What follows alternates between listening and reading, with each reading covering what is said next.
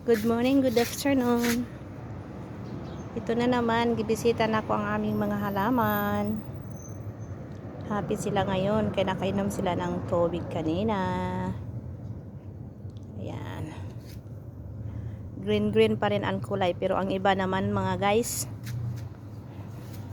dahil sa sobrang init dito, na naglaos na ang ilang mga dahon.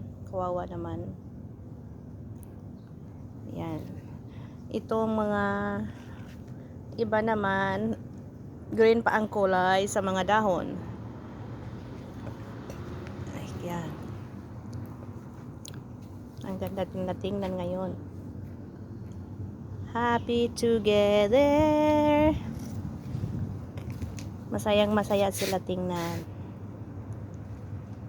Ang green nga kulay. No? Ayan ang iba. Ayan. Yun naman, ang nana. Itong nana mga guys, yan ang nana. Yan i-flex ko sa inyo. Yan ang nana mga guys. Yan ang maganda. Ilagay sa hot water with tea. Tapos inumun mo mga guys.